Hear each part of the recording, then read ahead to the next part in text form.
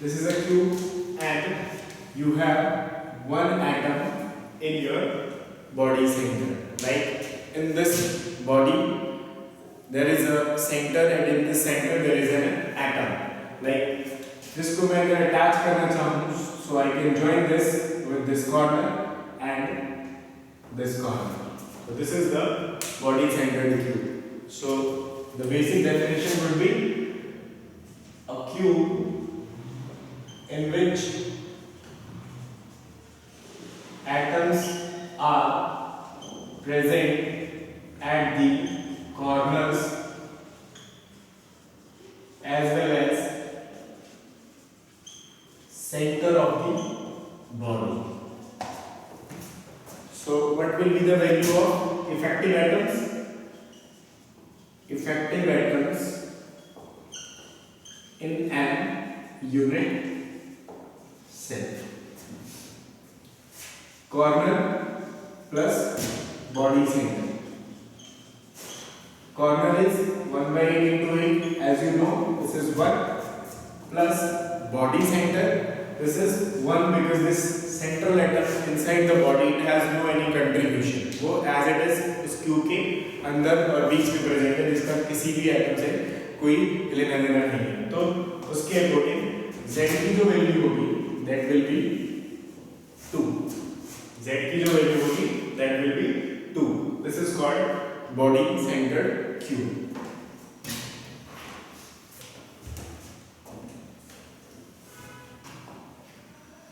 The next part is fourth type.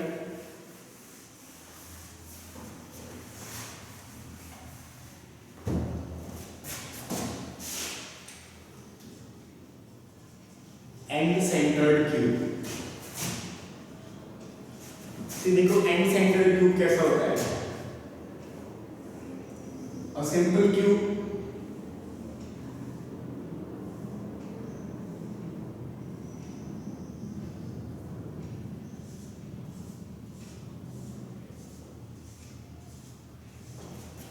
with 8 atoms on corner.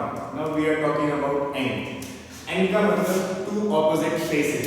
For example, एक face ये है और एक फेस ये है. तो अगर इन दोनों फेसेस पर अगर मैं एटम्स को प्लेस कर देता हूँ, तो ये कंसीडर किए जाएंगे एंड सेंटर्ड क्यूब. मतलब आप डिफाइन कर सकते हो कि अ cube in which atoms are present at the corners as well as two opposite faces. Two opposite faces. This is called end-centered cube. So we have discussed the four type of unit cell on the basis of arrangement.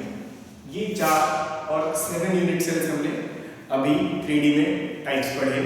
तो उन 7 unit sales के अंदर इसमें से कौन कौन सी possibilities होती है, इनको टोटल मिलाकर 14 यूनिट सेल्स बनते हैं. और उन 14 यूनिट सेल्स को हम एक नाम देते हैं Bravais lattice. It means in you may just note down in 3D unit cells total 14 Bravus lattice are formed. Total 14 lattice form होंगे. जैसे आप एनसीईआरटी में आपको एक दूसरे ही पेज पे शायद एक टेबल मिलेगी. उस टेबल में आपको एंगल्स ऑफ जो भी आपने अभी लास्ट पढ़ा है types of 3D unit cell 7 type और ये 4 टाइप, इनकी पॉसिबल वेरिएशंस की, जैसे for example in cubic unit cell में ये चारों टाइप हो सकते हैं और हेक्सागोनल में हो सकता है एक हो एक ना हो. तो ऐसे मिलाकर टोटल 40 यूनिट सेल्स जनरेट होता है और 40 यूनिट सेल्स को भी हम फ्रेबस लैटिस ही नाम देते हैं. तो but in this is the case of 3D unit cell. So we have discussed types of unit cell on the basis of arrangement. Now we are going to discuss some question type.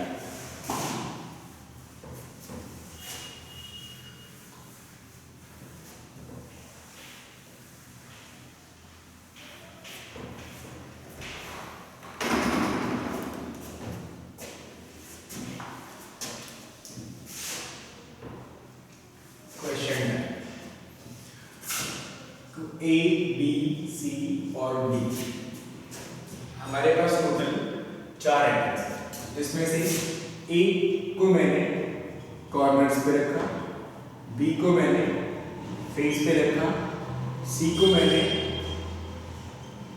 Body centre पे रखा और D को मैंने as पे रखा। एक cube में total 12 atoms होते हैं। तो ये टोटल एटम्स इस तरीके से रखे जाएंगे। देखते हैं कैसे।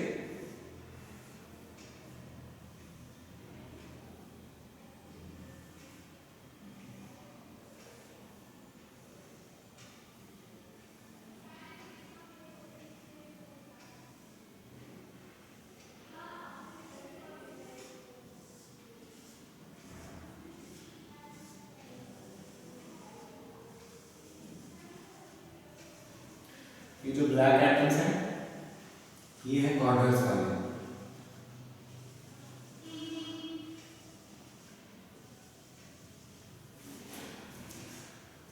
So we are representing A atoms as black one. Now face पर जो मैं एटम रख रहा हूँ उसको मैं इस सर्कल से रिप्रेजेंट कर रहा हूँ।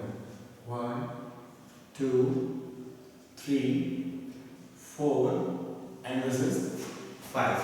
This is for face atoms. और जो बॉडी के सेंटर में एटम रख रहा हूँ उसे मैं रिप्रेजेंट कर रहा हूँ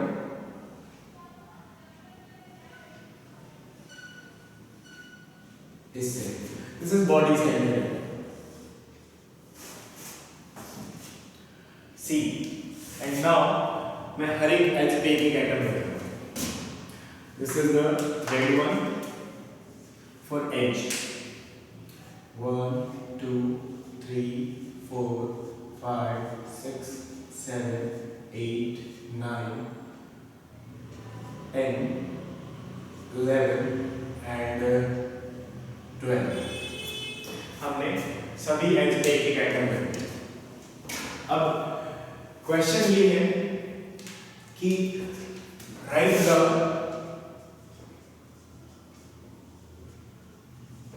फॉर्मूला ऑफ क्रिस्टल। इस क्रिस्टल का फॉर्मूला लिखो। तो इस क्रिस्टल का फॉर्मूला कैसे लिखोगे?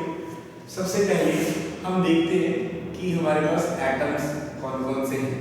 A B C D, जिसमें से A atoms total atom 8 corner पर है, फेस पर टोटल 6 एटम्स हैं, C बॉडी सेंटर पर टोटल 1 एटम है और D एज पर टोटल 12 एटम। ये तो एटम्स हो गए। उसके बाद थर्ड पार्ट हमारा है कंट्रीब्यूशन। कंट्रीब्यूशन कैसे निकालेंगे? कॉर्नर पर हमने पढ़ा है 1/8 होता है, फेस पर 1/2 होता है, बॉडी सेंटर पे नो कंट्रीब्यूशन। एंड डी की अगर हम बात करें एज पे, तो एज पे कंट्रीब्यूशन होता है 1/4। तो इसके हिसाब से अब मैं यहाँ पर इफेक्टिव एटम कैलकुलेट कर सकता हूँ।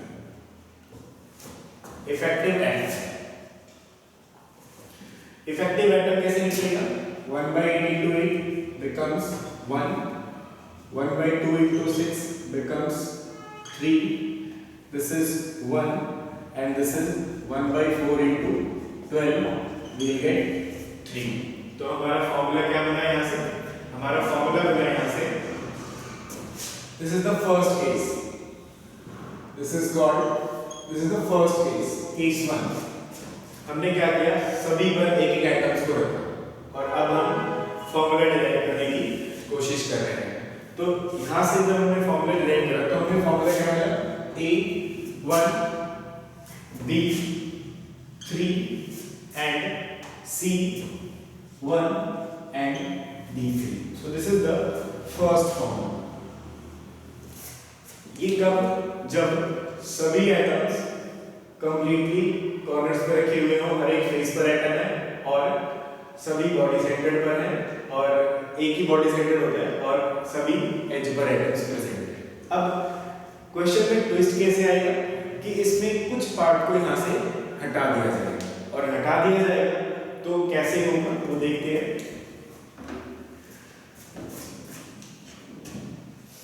देखो हटाने के बाद क्वेश्चन में चेंज, जैसे सपोज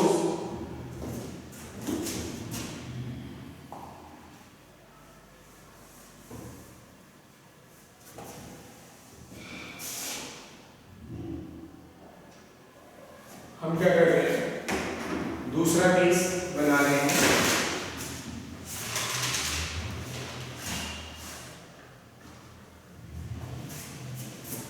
हम कर रहे हैं केसेस को बदल रहे हैं, दूसरा केस बना रहे हैं।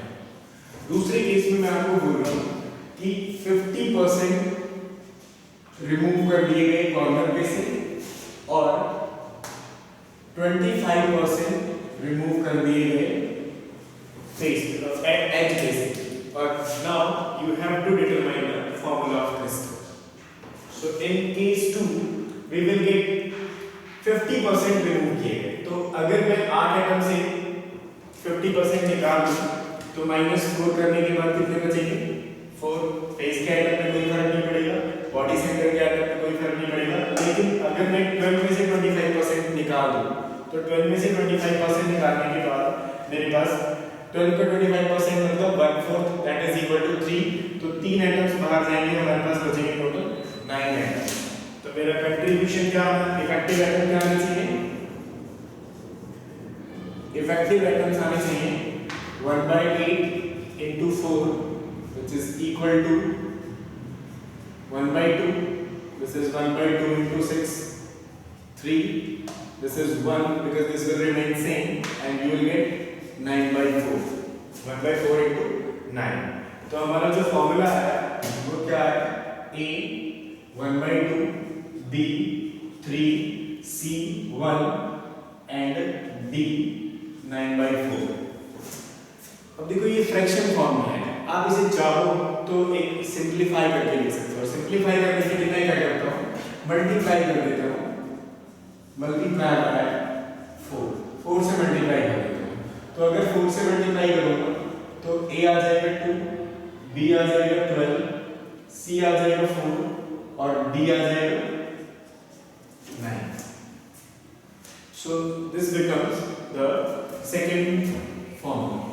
ये कब, when we are removing 50% of atoms from corner and 25% of atoms from edge. This is the second case. अब हम तीसरे केस की तरफ चलते हैं।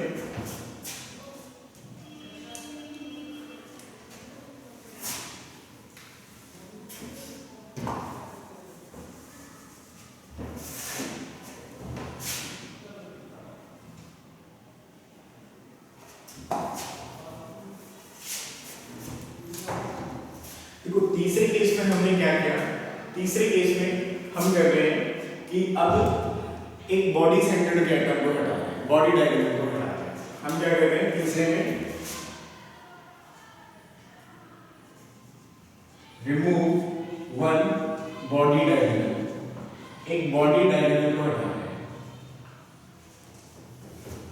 अब बॉडी डायगोनल के हटाने से देखो क्या होगा, बॉडी डायगोनल को अगर मैं हटाता हूं तो ये पार्ट यहां से इसके साथ ऐसे कट होगा और अगर ये पार्ट यहां से ऐसे कट होता है तो इसके कट होने की वजह से कितने एटम्स गए हैं, एक तो कॉर्नर का ये वाला, एक कॉर्नर का ये वाला और एक बॉडी सेंटर का ये वाला, ये 3 एटम एक साथ गए हैं यहां से। तो एक बॉडी डायगोनल के रिमूव करने से, जो हमारा तीसरा केस है उसमें एक बॉडी डायगोनल के रिमूव करने से हमें 2 कॉर्नर्स का लॉस हुआ। फेस एज इट इज रहे, बॉडी सेंटर एक था, अब मेरे पास 0 बचा और edge centre as it is रहे। तो अब इफेक्टिव एटम्स अगर मैं कैलकुलेट करूंगा तो this becomes 1/8 into 6, this is 1/2 into 6, this is 0 and this is 1/4 into 12. We'll get 3 and This is 2 by 3. 3 by 2, sorry.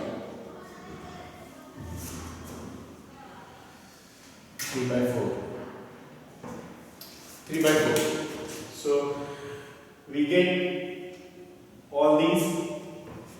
Then after, formula becomes A 3 by 4, B 3, and C is nothing, while D is 3. अब इसे simplify करने के लिए हम क्या कर सकते हैं, हम इसे कन्वर्ट कर सकते हैं सिंपल फॉर्म में 4 से मल्टीप्लाई करके. तो A हमारा आ जाएगा multiplying by 4, multiply by 4. After multiplying by 4 we'll get 3, B 12 और D 12.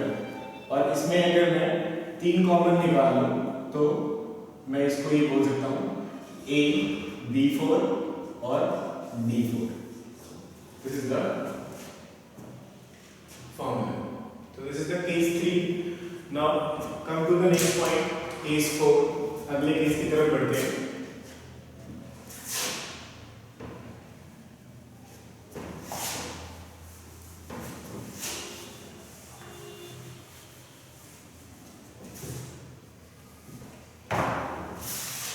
केस 4 जो है हमारा, उसमें हम क्या कर रहे हैं, रिमूव कर रहे हैं वन फेज डायग्राम. हमने क्या किया, एक फेज के डायग्राम को रिमूव कर दिया. अब फेज के डायग्राम को अगर मैं रिमूव करता हूं तो देखो फेज के डायग्राम को रिमूव करने से क्या फर्क पड़ेगा. फेज के डायग्राम को रिमूव करने से ये हमारा फेज डायग्राम है. This is phase diagram. इस फेज डायग्राम को रिमूव करने से मेरे 2 कॉर्नर्स के एटम गए और एक फेज का एटम गया. एक फेज का एटम गया, 2 कॉर्नर्स के एटम गए. लॉस किसका हुआ, एक इधर, 2 उधर और एक इधर. सो we'll get 6 5 1 8 12. Now calculate the effective atoms. Again 1 by 8 into 6. This becomes 1 by 2 into 5. This becomes 1. This becomes 1 by 4 into 12. So we get 3. This is 5 by 2. This is 1. And this is 3 by 4. So after calculation of removal of one phase diagram, we are getting 3 by 4 of A, B is 5 by 2, C is 1 because C will remain same and edges are same. So our formula becomes A 3 by 4, B 5 by 2, C 1 and D is 3. मैं इसे फिर से 4 से multiply करता हूँ. Multiply by 4. 4 से multiply करने पर A3 B10 C4 D12. This is the formula.